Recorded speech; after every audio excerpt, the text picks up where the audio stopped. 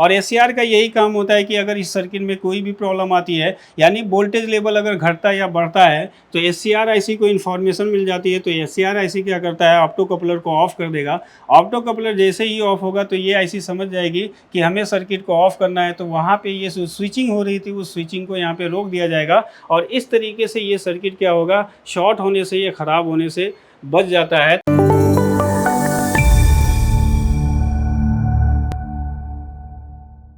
आज का जो हमारा वीडियो का टॉपिक है, न्यू एक्सियम चार्जर में जो DC to DC converter section का यूज़ किया जाता है। तो आज का जो वीडियो रहेगा इसी टॉपिक पे रहेगा। जैसे कि अगर हम देखेंगे तो ओल्ड मॉडल में जो डीसी टू डीसी कन्वर्टर बनाया गया या स्टार्टअप सर्किट जिसे बोलते हैं, उसका यूज़ अलग तरीके से सर्किट बनाया गया। अगर हम न्यू एक्सियम चार्जर में देखेंगे, जो नए मॉडल के एक्सियम चार्जर आ रहे हैं, अगर इसमें हम देखेंगे तो डीसी टू डीसी कन्वर्टर अलग टाइप से बनाया गया है। तो आज इसी के बारे में स्टेप बाय स्टेप हम बताते हैं कि जो नए एक्सियम चार्जर होते हैं उसमें जो DC to DC converter use है, वो किस तरीके से काम करता है और कैसे वो चार्जर को चालू करने का काम करता है। तो इसके बारे में हम समझते हैं इस वीडियो में। तो जैसा कि देख सकते हैं कि यहाँ पे जो डीसी टू डीसी कन्वर्टर हमने बनाया है, नए एक्सियम चार्जर में जो DC to DC converter use किया गया है वो आईसी बेस यूज़ किया गया है। अगर हम ओल्ड मॉडल की बात करें, उसमें जो डीसी टू डीसी कन्वर्टर है, ट्रांजिस्टर बेस वहाँ पे बनाया गया है। जब वहाँ पे ट्रांजिस्टर को वर्क कराया जाता है तो डीसी टू डीसी कन्वर्टर वहाँ पे जब काम करता है, तभी वहाँ पे ऑसिलेटर आईसी और ड्राइवर सेक्शन को एक्टिव किया जाता है। वही चीज़ यहाँ पे भी है, लेकिन यहाँ पे इन्होंने क्या किया है कि स्टार्टअप सर्किट जो बनाया है या डीसी टू डीसी कन्वर्टर बनाया है, वो आईसी बेस बनाया गया है। यहाँ पे अगर हम न्यू एक्सियम चार्जर में देखेंगे तो डीसी टू डीसी कन्वर्टर जो बना है वो 8 पिन एक आईसी के द्वारा यहाँ पे ऑपरेट कराया गया।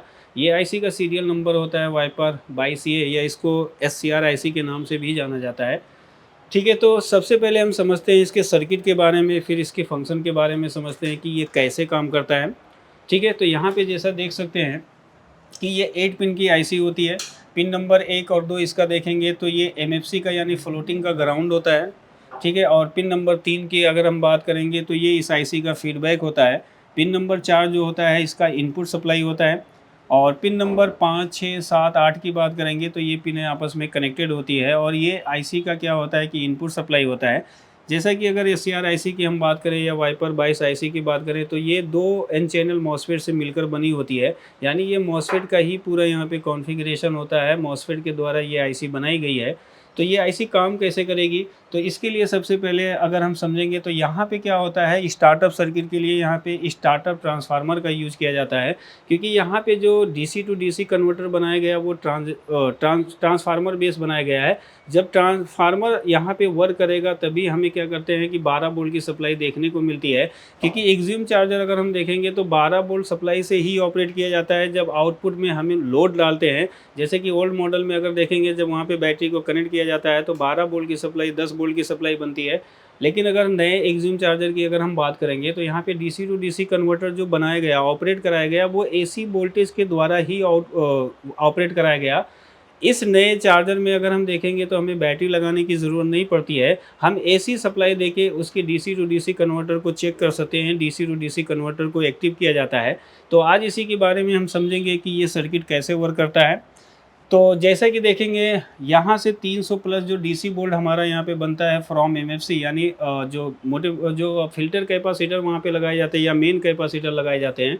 जब एसी सप्लाई दी जाती है तो एसी सप्लाई का लाइव और न्यूट्रल की जो सप्लाई होती है वो कुछ कंपोनेंट से होते हुए वहाँ पे ब्रिज पे जाती है, जो कि ब्रिज रेक्टिफायर डायोड का यूज़ किया जाता है।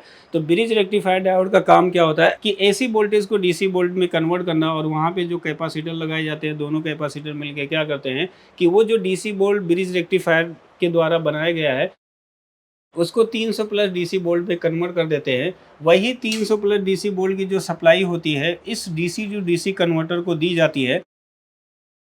तो यहाँ पे अगर हम देखेंगे तो यहाँ पे 300 प्लस जो डीसी की सप्लाई निकलती है, सबसे पहले यहाँ पे डायोड लगाया जाता है, एक फ़िल्टर कैपेसिटर लगाया जाता है।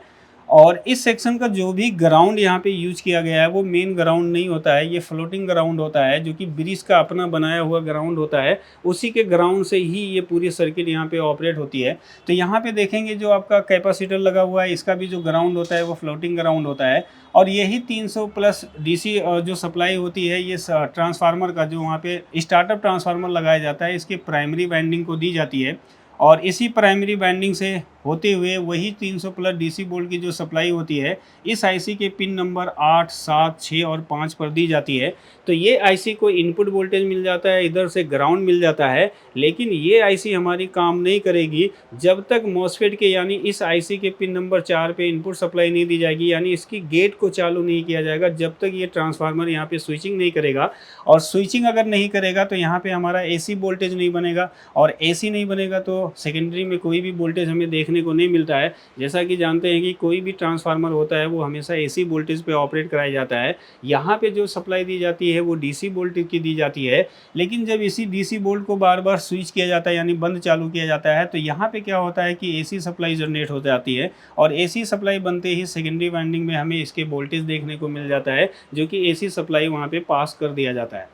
तो जैसे ही यहाँ पे T1 और T2 टर्मिनल से इनपुट सप्लाई आईसी के पिन नंबर 5, 6, 7 पे दी जाती है, ये आईसी की ये 4 पिनें जो होती है ये हमेशा कनेक्ट होती है, और ये 4 पिनें जो होती है ये मॉसफेट का ड्रेन होता है, क्योंकि ये जो मॉसफेट आईसी बनी है वो एन चैनल मॉसफेट से मिली हुई है। तो जैसे ही ड्रेन पे इनपुट सप्लाई पहुंचती है तो यहाँ पे देखेंगे इसी 300 प्लस डीसी सप्लाई से कुछ रजिस्टर को यहाँ पे सीरीज़ में लगाकर, पैरेलल में लगाकर कुछ वोल्टेज की सप्लाई जब यहाँ पे डायोड के कैथोड पे दी जाती है तो यही डीसी वोल्टेज की जो सप्लाई होती है इस कैपेसिटर रजिस्टर से होते हुए ये जैसे ही पिन नंबर आईसी के पिन नंबर 4 को पहुँच जाती है, तो जैसे ही डीसी वोल्ट मिलेगा तो ये आईसी एक्टिव हो जाती है, और जैसे ये आईसी एक्टिव होगा तो यहाँ पे स्विचिंग सप्लाई बनना स्टार्ट हो जाता है।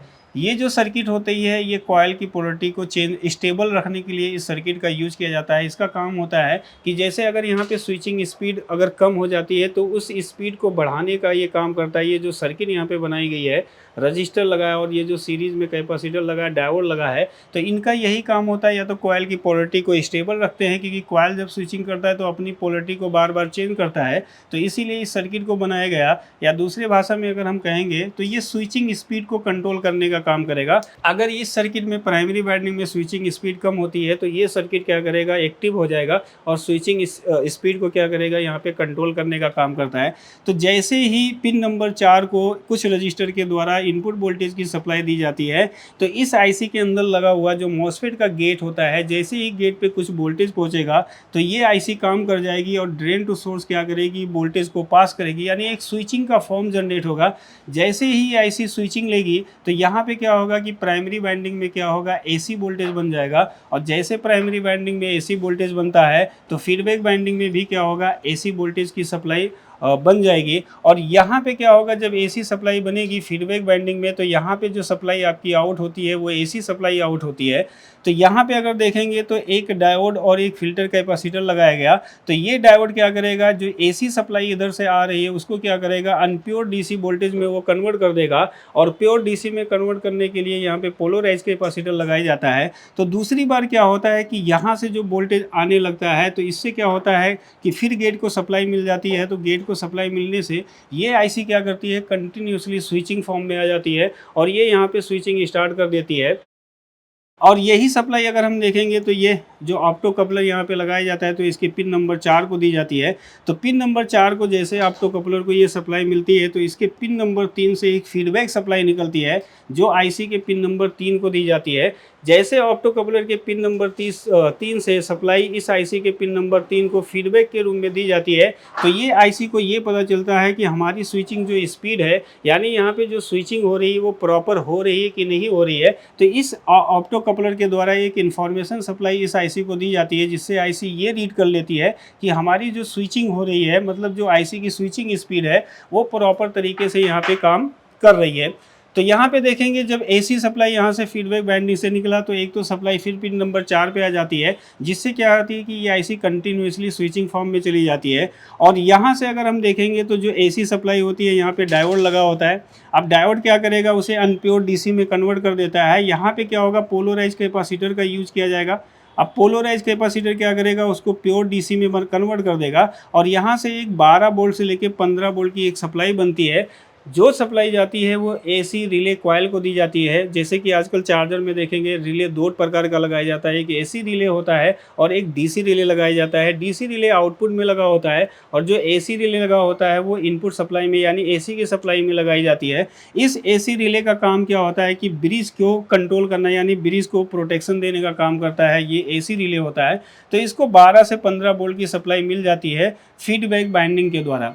अब यहाँ पे देखेंगे जब यहाँ पे एसी बन जाता है तो सेकेंडरी वाइंडिंग में क्या होगा कि एसी सप्लाई को पास कर दिया जाता है, तो यहाँ पे एसी सप्लाई आती है। अब यहाँ पे भी क्या होता है कि प्योर डीसी में कन्वर्ट करने के लिए डायोड और कैपेसिटर का यूज किया जाता है। अब ये डायोड कैपेसिटर क्या करेंगे कि उस एसी वोल्टेज को डीसी में यहाँ पे कन्वर्ट कर देंगे और यहाँ पे अगर सेकेंडरी वाइंडिंग के इस वाले इसमें देखेंगे तो 12 वोल्ट की सप्लाई बनती है। अब ये जो 12 वोल्ट की सप्लाई बनेगी ये 2 सेक्शन के लिए बनेगी। यहाँ पे लिखा हुआ है कि 2 रिले कॉइल को जाएगा। ये जो 12 वोल्ट की सप्लाई जाती है, जो आउटपुट में डीसी को रिले लगाया जाता है जो कि बैटरी के उसमें सप्लाई में लगा होता है रिले, उस रिले को चालू होने के लिए, एक्टिव होने के लिए 12 वोल्ट की सप्लाई दे दी जाती है। और ये 12 वोल्ट की सप्लाई कब मिलेगी? जब यहाँ पे सेकेंडरी वाइंडिंग इसका चालू होगा और यहीं से एक 12 वोल्ट की सप्लाई फैन को वर्क करने के लिए 12 वोल्ट की सप्लाई दे दी जाती है। तो ये जो दो 12 वोल्ट की सप्लाई यहाँ पे आउट की जाती है, एक रिले कॉइल के लिए दिया जाएगा, वो रिले कॉइल क्या सा होगा? डीसी होगा। और इसको दिया जाएगा फैन को वर्क करने के लिए 12 वोल्ट की सप्लाई दे दी जाएगी। अब इस सेकेंडरी वाइंडिंग में भी क्या होगा कि एसी सप्लाई पास होगी, तो एसी को डीसी में कन्वर्ट करने के लिए यहाँ पे डायोड और कैपेसिटर का यूज किया गया है। और यही दोनों मिलके क्या करते हैं कि उस एसी को प्योर डीसी में कन्वर्ट करते हैं। और यहाँ से जो 12 वोल्ट की सप्लाई मिलती है, ये 12 वोल्ट की सप्लाई सबसे पहले जाती है 2 पिन नंबर ऑफ 13 और 15 यानी ऑसिलेटर आईसी को चली जाती है। ऑसिलेटर आईसी यहाँ पे जो लगाई जाती है वो 3525 आईसी होती है। तो 3525 आईसी को काम करने के लिए 12 वोल्ट की सप्लाई की ज़रूरत होती है। तो 3525 आईसी के पिन नंबर 13 और 15 पर जैसे ही 12 वोल्ट की सप्लाई पहुंचेगी और उसको ग्राउंड सप्लाई मिलेगी तो 3525 आईसी ऑन हो जाती है यानी एक्टिव मोड में आ जाएगी।